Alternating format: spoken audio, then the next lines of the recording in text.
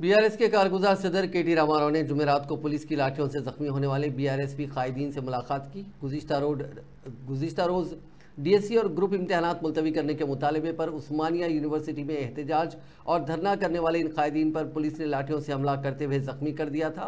जख्मी student leaders से KTR ने नंदी नगर में मुलाकात की और उनकी सेहत से मुतालिक मालूमात हासिल की। इस मौके पर केटीआर ने तुलबा और बेरोजगार नौजवानों के मसाइल पर लड़ने वाले इन कायदीन के जज्बे को सराहा। उन्होंने कहा कि कांग्रेस हुकूमत आने के बाद आपकी लड़ाई का जज्बा कई गुना बढ़ गया है और कई मौक़ों पे देखा गया है। जब पूछा राम श्रीनिवास रेड्डी ने पार्टी से इनहराफ किया तो उस वक्त भी आप लोगों ने पुलिस की लाठी खाई थी। इस तरह ग्रुप इम्तिहान और डीएससी को मुलतवी करने पर एहतजाज करते हुए परेशान हाल बेरोजगार नौजवानों की हौसला अफजाई की है। केटीआर ने मशवरा दिया कि वो अवाम मुखालिफ फैसलों के मामले में कांग्रेस हुकूमत के खिलाफ जद्दोजहद जारी रखें। ఇంకా చాలా చేయాల్సింది ఉంది। ఇది కేవలం ఆరంభమే। ఇప్పుడు మనం ఈ ప్రభుత్వం అయితే ఏ ఒక్క హామీ కూడా నిలుపుకునే ఆలోచనలో లేదు, నిలుపుకునే శక్తి లేదు। ఇక రోజు ఒకటే దుకాణం, తెల్లారు లేస్తే కేసీఆర్ను తిట్టాలి, కేసీఆర్ను బద్నాం చేయాలి, కేసీఆర్ ఇట్లా కేసీఆర్ అట్లా అని రోజు ఒక్క అటెన్షన్ డైవర్షన్ గేమ్ ఆడాలి।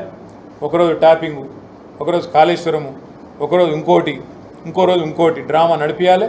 మొత్తానికి అసలు పని ఎదురా అంటే అది మాత్రమే ఏం లేదు। రైతు బంధు ఎప్పుడు ఇస్తావో చెప్పేది లేదు, మహాలక్ష్మి ఎప్పుడు చాలా అవుతుందో తెలియదు, 2 లక్షల ఉద్యోగాల సంగతి అంతకంటే తెలియదు।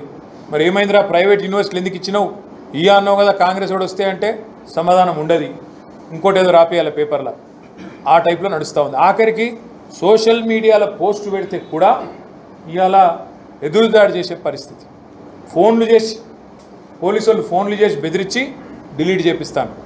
కరెంటు వస్తలేదని చెప్పి ఇక్కడ ఎవరైనా నగర పౌరులు పెడితే హైదరాబాద్లో కానీ బయట కానీ వాళ్ళకు విద్యుత్ అధికారులు ఫోన్ చేస్తారు, తీయండి మీరు వెంటనే డిలీట్ చేయండి, మాకు పైకి వెళ్ళి ఒత్తిడి ఉంది, కరెంట్ రాకపోతే పోస్టులు పెడతారా అని చెప్పి వాళ్ళ మీద ఒత్తిడి। సో ఈ చిల్లర రాజకీయం ఏదైతే అధికారాన్ని అడ్డం పెట్టుకొని దబాయించి ప్రజలను